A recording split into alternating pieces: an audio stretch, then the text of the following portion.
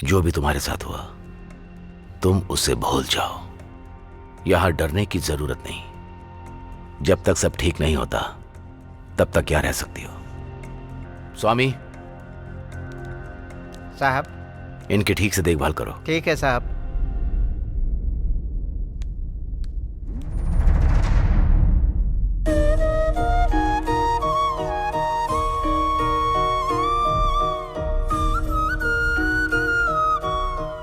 वो पल और वो गलती इतने कम समय में हुई।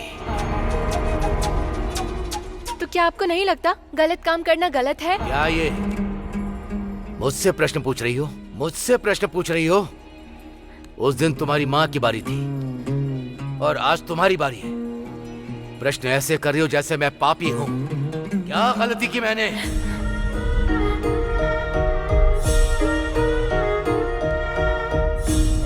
तुम्हारी माँ से मैंने ये कहा कि उस क्षणिक गलती के परिणाम से छुटकारा पाले, लेकिन उसने भी जानती हो क्या किया?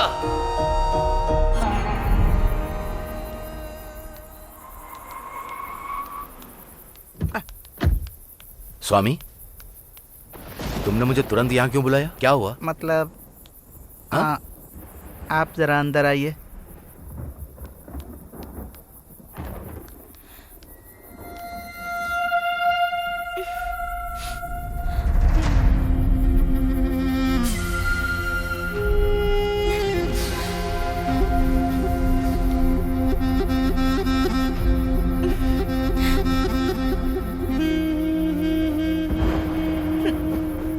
हमारा बच्चा। हमारा बच्चा? हाँ जी।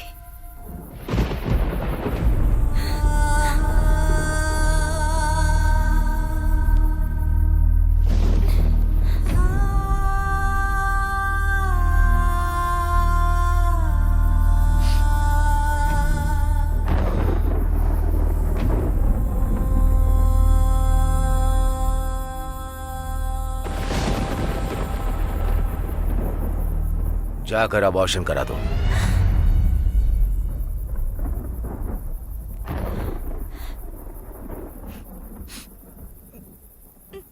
मैं मरने के लिए तैयार हूँ, लेकिन अपने बच्चे को नहीं मारूंगी। अगर आप चाहो तो मैं अपने बच्चे के साथ कहीं दूर चली जाऊंगी। अबॉर्शन करवाओ। नहीं करवाऊंगी। अबॉर्शन करवा लो।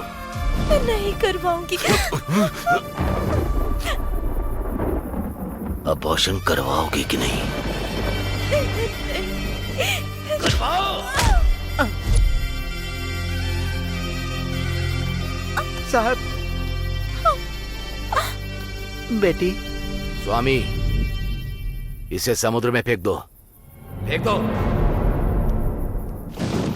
बेटी, चलो बेटी। मेरी बात नहीं मानी। तुम्हें पैदा किया और मेरी जिंदगी की सबसे छोटी गलती के रूप में, और तुम मुझे उसकी बहुत बड़ी सजा दे रही हो यहां साक्षी बनकर।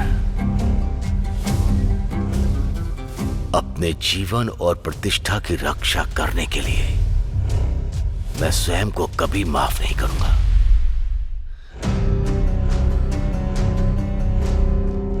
मेरी मौत से प्रतिष्ठा बरकरार है तो मैं यही करूंगा। तो अपनी प्रतिष्ठा बचाने के लिए ऐसा करेंगे आप? यस। उस दिन तुम्हारी मां से छुटकारा पाया था ताकि वो बाधा ना बने, और आज तुमसे छुटकारा पाना चाहता हूं ताकि तुम बाधा ना बनो। तुम समझी नहीं ना? वहां से बच के निकल आई, यहां कैसे बचोगी?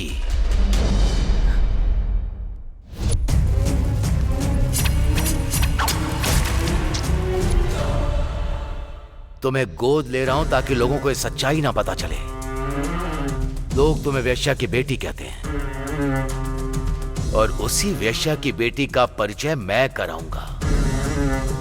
वही लोग अब तुम्हें मेरा वारिस मानेंगे।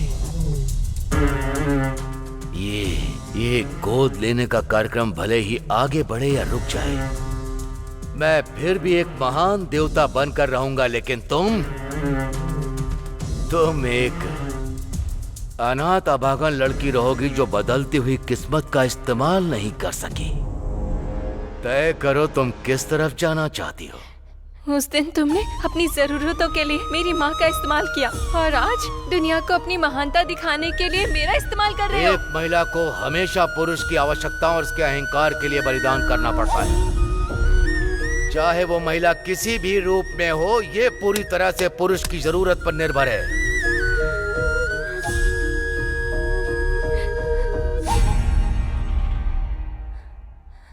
जब तुम मुझे अपना खून नहीं मानते हो तो मैं भी तुम्हारी पुत्री कहलाने के कोई लायक नहीं हूँ। सुन लो, तुम्हारे पैसे में और तुम्हारी पावर में इतनी पावर नहीं है कि मुझे तुम्हारी बेटी बना सके। तुमने कहा था ना कि सीता के आंसुओं के कारण लंका दहन हुई, द्रौपदी का दुख कुरुक्षेत्र युद्ध का बीज था। तो मेरी माँ का शोषण तुम्हारी लंका के विनाश का कारण बनेगा। तुम मुझे अभिश्राप दे रही हो। अगर तुम्हारी माँ धनुष है जिस तीर से उसने मुझे मारा, तो मैं लंका में बैठकर अपने विनाश का इंतजार नहीं करूंगा। कुरुक्षेत्र में खड़ा दुर्योधन हूं मैं इस पूरे व्यापार का सम्राट हूं, सम्राट। मैं इस समाज को नियंत्रित करता हूं। मैं ही तय करता हूं कि कौन जिएगा और कौन मरेगा। एक इंसान के तौर पर तुम्हें कोई पछतावा नहीं है। मेरी माँ का शोषण तुमने किया, तुमने स्वामी को मार डाला। तुम स्वार्थी लोगों की वजह से ही मेरे जैसे बच्चे अनाथ होकर अपना जीवन काटते हैं। तुम्हें मुझे बेटी बनाने की जरूरत नहीं है। तुम मेरे पिता हो, ये सोचकर भी मुझे घृणा हो रही है। मुझसे घृणा करेगी तुम जैसे हजारों लाखों अनाथों का जीवन मेरे पैसे पर निर्भर करता है। अगर मैं इतना ही मौत से डरती और तुम्हारी बेटी ना होती तो इतनी दूर कैसे आ पाती पापा? मैं तुझे मार दूंगा। आप मुझे मारेंगे? मैं तुझे मार दूंगा। आप मुझे मारेंगे? मैं तुझे मार दूंगा। मुझे मारना है या मुझे छोड़ना है, ये आपकी मर्जी है।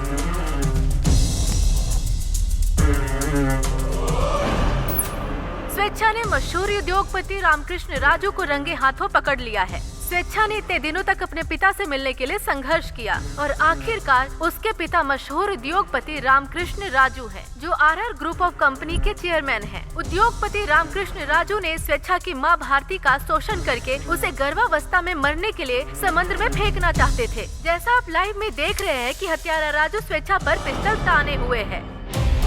महिला संगठन उद्योगपति रामकृष्ण राजू को फांसी पर लटकाने की मांग कर रही है।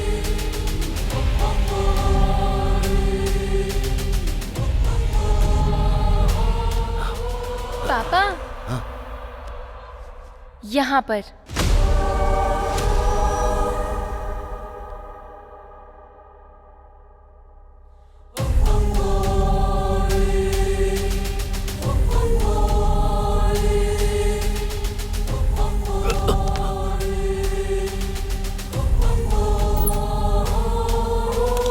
एक और बात, अगर इसके बाद आप जन्म लेते हैं तो इंसान होकर पैदा मत होना।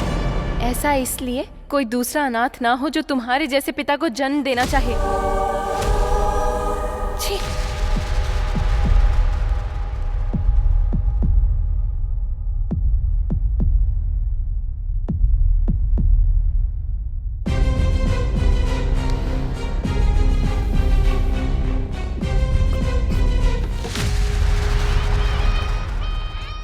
अरे स्वेच्छा, तुमने कपड़े क्यों नहीं बदले?